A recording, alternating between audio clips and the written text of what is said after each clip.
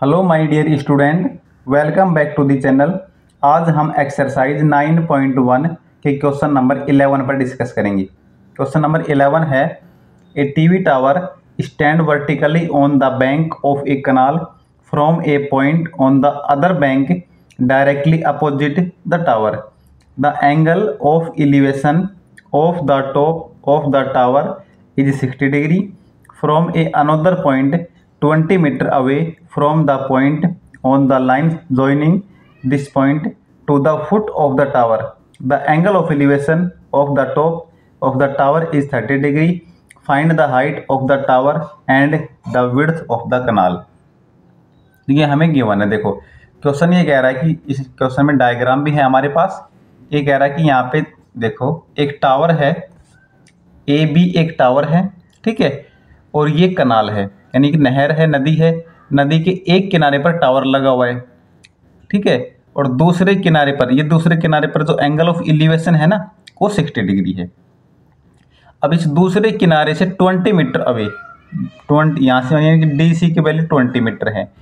20 metre away इसी base पर कोई पॉइंट है जिससे जो टॉप ऑफ द टावर है वहाँ से एंगल ऑफ एलिवेशन 30 डिग्री है।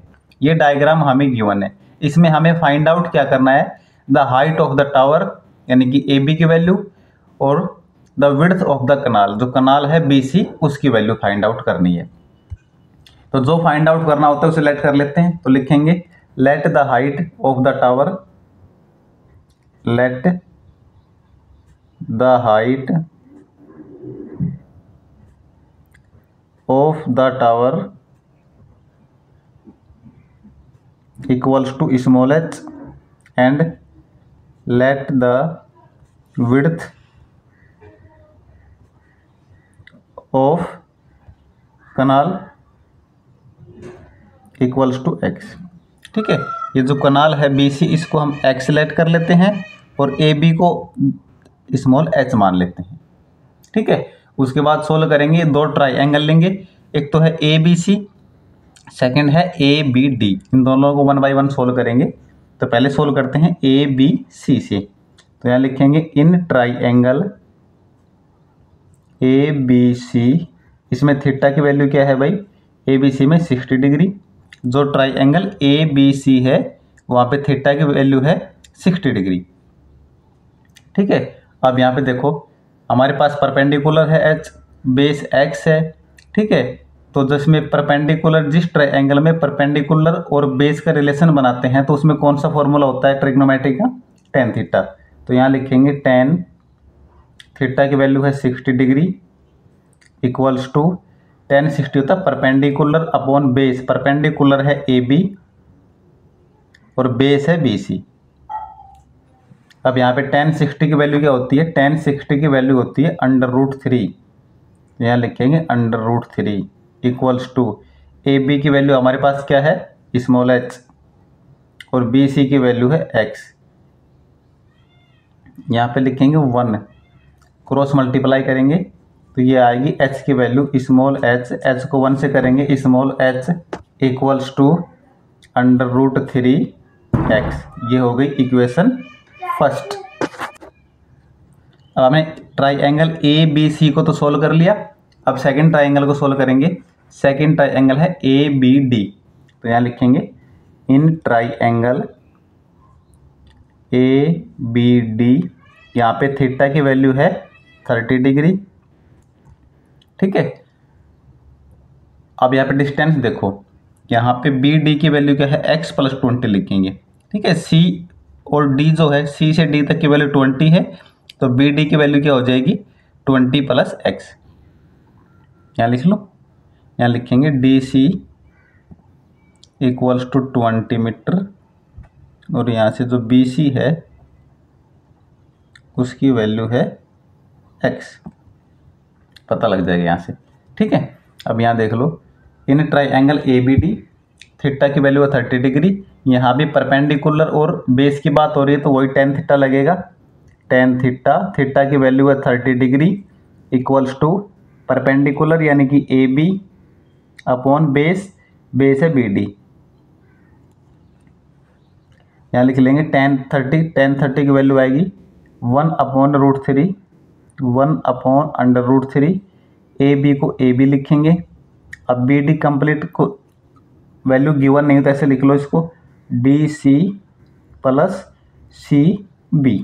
ठीक है, अब इनकी वैल्यू पुट कर दो 1/√3 यहाँ पे, और यहाँ लिखेंगे ए बी की वैल्यू क्या है भाई, ए बी की वैल्यू है small H upon D C की वैल्यू है 20 और सी बी की वैल्यू है एक्स, ये होगी 20 + x। ठीक है, अब देखो स्मॉल एच की वैल्यू इक्वेशन फर्स्ट में क्या है √3 × x, तो यहाँ लिखेंगे 1/√3 इक्वल्स टू स्मॉल एच की वैल्यू यहाँ से पुट करेंगे √3 x अपॉन 20 + x, और यहाँ लिख देंगे बाई इक्वेशन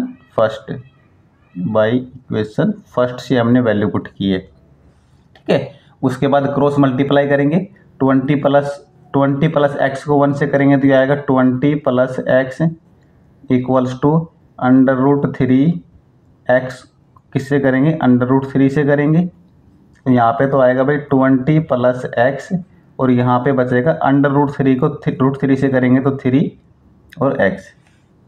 इस x को मैं इधर लेके आता हूँ तो यहाँ तो बचेगा 20 और यहाँ हो जाएगा 3x - x, तो ये होगा 20 इक्वल्स टू 2x। तो यहाँ से x की वैल्यू क्या आ जाएगी, x इक्वल्स टू 10। 2x की वैल्यू है 20 तो x की वैल्यू आएगी 10। ठीक है, अब यहाँ लिख लेते हैं। उसके बाद लिखेंगे हम भाई x की वैल्यू तो हमारे पास आ गई। अब इक्वेशन फर्स्ट से सोल्व करके h की वैल्यू निकालेंगे। फर्स्ट इक्वेशन फर्स्ट है यहाँ पे क्या रही है ना। अब यहाँ लिखेंगे from equation first equation first थी h इक्वल्स टू √3x। यहाँ पे x की वैल्यू 10 पुट करेंगे तो h की वैल्यू हो जाएगी 10√3, ये हाइट हो गई। ठीक है, अब हमने फाइंड आउट, एक तो h फाइंड आउट करना था, एक x, तो x भी हो गया और h भी हो गया। अब लिख देंगे आंसर में द हाइट ऑफ, लेट को हटा देंगे क्योंकि लेट हमने लेट किया था, अब लेट में कन्फर्म वैल्यू आ गई, तो लिखेंगे द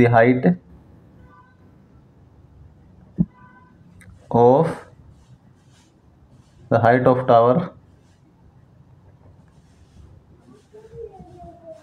टावर की हाइट क्या आएगी, यहाँ लिख देता हूँ, जगह नहीं है, हाइट हो जाएगी वही 10√3 मीटर। ठीक है, मीटर है तो मीटर में लिख दो। उसके बाद द विड्थ ऑफ कनाल,